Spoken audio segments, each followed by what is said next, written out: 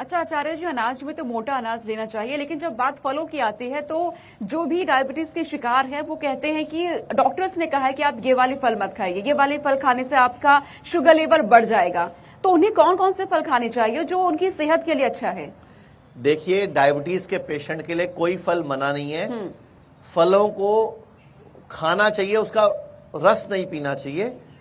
कोई फल मना नहीं है। इवन कि जब सीजन का हो तो हर फल हमारे लिए वरदान है। जैसे आम का सीजन हो तो आम भी डायबिटीज को ठीक करने में मदद करेगा, क्योंकि ये एक भ्रांति है कि आम खाने से, केला खाने से, चीकू खाने से, अंगूर खाने से, लीची खाने से हमारी डायबिटीज, हमारे ब्लड में शर्करा की मात्रा बढ़ जाती है।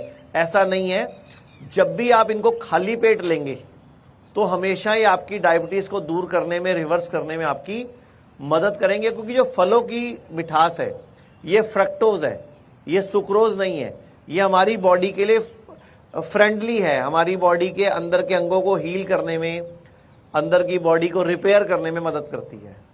आचार्य जी, उम्मीद करती हूँ आप जो बता रहे हैं हमारे दर्शक उस बात को समझ भी रहे हैं, और बहुत से सवाल जो उनके मन में बने रहते हैं शुगर को लेकर वो उनके दूर हो रहे हैं। लेकिन साथ में आचार्य जी, जिन्हें भी शुगर की दिक्कत आती है उन्हें जब जब शुगर लेवल उनका बढ़ता है, शरीर में दर्द भी बढ़ने लगता है। साथ ही कहा जाता है कि असह्य पेन होता है इसमें, तो उस दर्द से कैसे छुटकारा पाए? देखिए, मैं आपको क्लियरली बता देता हूं। अगर किसी को 100 बीमारियां हैं, अगर हम टोटल बीमारियों को 100 मान लें, तो 70 से 80 बीमारियां खाली डायबिटीज की वजह से होती हैं। मतलब शुगर ही बीमारियों की जड़ है। मधुमेह यानी कि हमारे रक्त में शर्करा की मात्रा का बढ़ जाना, इससे ही बीमारियां उत्पन्न हो रही हैं और इससे ही बीमारियां मूल रूप से जन्म ले रही हैं। तो हमें करना क्या चाहिए? हमें मधुमेह का समूल रूप से नाश करने के लिए अपने आहार परिवर्तन को सबसे पहले स्थान देना चाहिए। और जब मधुमेह के पेशेंट को दर्दें होती हैं तो पेन किलर खाता है। मधुमेह का रोगी ब्लड प्रेशर भी ज़्यादा होता है, उसकी किडनी भी जल्दी खराब होती है, उसका लीवर भी जल्दी खराब होता है। मतलब मधुमेह के रोगी को बाकी बीमारियाँ जल्दी आती हैं। तो इसीलिए अगर हम एक डाइट की चर्चा कर लें, सुबह से रात तक उनका आहार कैसा होना चाहिए, जिसको हम DIP डाइट बोलते हैं, प्लेट 1 प्लेट 2 डाइट बोलते हैं, अगर वो अपना लिया जाए। DIP का फुल फॉर्म भी क्या है? डिसिप्लिनरी इंटेलिजेंट पर्सन, यानी कि एक ऐसा पर्सन, इंटेलिजेंट पर्सन जो अपनी डाइट को डिसिप्लिनिंग रूप में लेता है। तो नेचुरली बात है 70 से 80% लोगों की डायबिटीज रिवर्स हो जाती है और दवाइयां कम भी हो जाती हैं, बंद भी हो जाती है और इंसुलिन भी उनकी छूट जाती है। तो अगर हम डाइट ठीक कर लेंगे तो ना पेन्स होंगी, ना कोई और प्रॉब्लम्स आएंगी। और आज मैंने अपने इस कार्यक्रम की शुरुआत में आचार्य जी दर्शकों को बताया भी कि आपको अपने जीवन में अनुशासन का पालन करना भी होगा। और लेकिन दर्शकों के मन में उसी वक्त ये सवाल बन गया होगा कि अनुशासन का पालन हम करें कैसे, बताइए उन्हें। तो मैं आपको सुबह से लेकर शाम तक ये आहार चर्चा बताता हूँ, जिसको हम DIP डाइट बोलते हैं। और इस पर क्लिनिकल ट्रायल भी हो चुके हैं, भारत में भी हो चुके हैं, नेपाल में भी हो चुके हैं। इसके अलावा अभी वियतनाम और मलेशिया में भी इस पर क्लिनिकल ट्रायल चल रहे हैं। और इस क्लिनिकल ट्रायल में भी ये डाइट बिल्कुल सही और सटीक साबित हुई है शुगर को, ब्लड प्रेशर को रिवर्स करने में।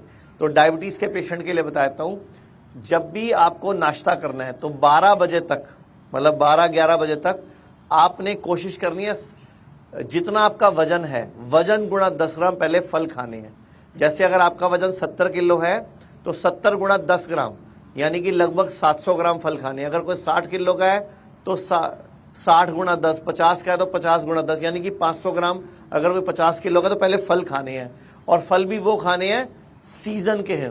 और अगर मीठे फल खाएं तो भी कोई दिक्कत नहीं, मीठे फल भी खा सकते हैं, लेकिन शर्त यह है वो जब सीजन के हो तभी खाने चाहिए। यानी कि फल जो लें आप, जो फल सस्ता मिल रहा हो वो लें, यानी कि सीजन का हो, आप स्टोर का या बिना मौसम का फल ना लें, और विदेशी फल ना लें, जो भारत में उगते हैं, आपके इलाके के आसपास उगते हैं, उनको ज़्यादा लें। तो पहले वजन गुणा 10 ग्राम का फॉर्मूला अपनाएंगे नाश्ते में।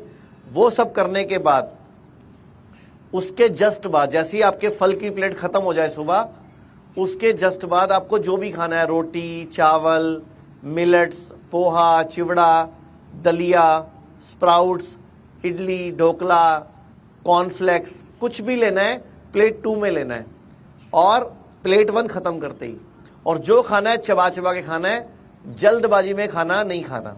तो नाश्ता आपका जब कंप्लीट हो जाए, उसके बाद लंच में वजन गुणा 5 का फॉर्मूला आएगा। नाश्ते में वजन गुणा 10 था फ्रूट्स, लंच में और डिनर में वजन गुणा 5 का फॉर्मूला है, जिसमें कि सैलड आएगी, मतलब हरी सब्जियां जो भी आप रूटीन में खाते हैं, खीरा, टमाटर, प्याज, मूली, गाजर, जो भी आप रूटीन में खाते हैं वो सब उसमें आएगा प्लेट 1 में।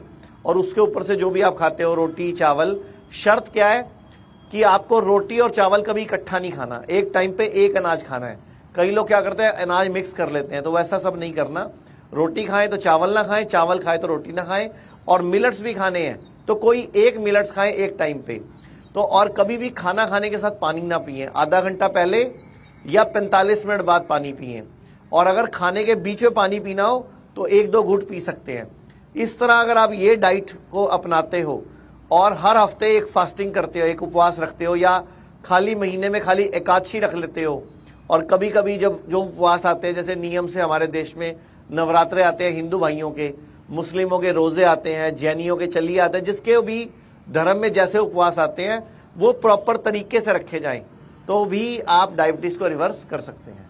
आचार्य जी, आपने एक बड़ी बात भी कही इस दौरान कि एक वक्त पर एक ही अनाज खाना है, लेकिन आजकल तो रूटीन में ही ये शामिल हो गया है कि रोटी और चावल दोनों एक साथ। इसके क्या नुकसान होते हैं आचार्य जी? देखिए, कभी भी एक वक्त पे 2 अनाज, क्या दोनों का ग्लाइसेमिक इंडेक्स अलग है, दोनों में प्रोटीन की, कार्बोहाइड्रेट की, फाइबर की संरचना अलग है। जब हमारी बॉडी भांति भांति के अनाज एक वक्त पे खाती है तो उसको अलग अलग तरह का बॉडी में रसायन देने पड़ते हैं, एंजाइम्स देने पड़ते हैं उसको हजम करने के। तो प्रॉपर खाना हजम नहीं होता, प्रॉपर खाना हमारे पेट में फिर पड़ा पड़ा सड़ता है, क्योंकि चावल का डाइजेस्ट होने का टाइम, गेहूं का डाइजेस्ट होने का टाइम थोड़ा डिफरेंट है, और दोनों का पकाने का तरीका भी डिफरेंट है। और मैं तो एक बात बोलूंगा, जो भी अनाज, चाहे गेहूं या मिलेट्स, जो भी अनाज खाना है, कम से कम गेहूं को 2 घंटे पहले भिगो के रखो, फिर उसको सुखाओ, देन पिसवाया करो आटा उसका। ऐसे मिलेट्स को भी अगर आपने यूज करना है तो कम से कम पहले 6 घंटे, मिलेट्स को 6 घंटे, गेहूं को 2 घंटे भिगो के रखो, देन उसके बाद इस्तेमाल करो।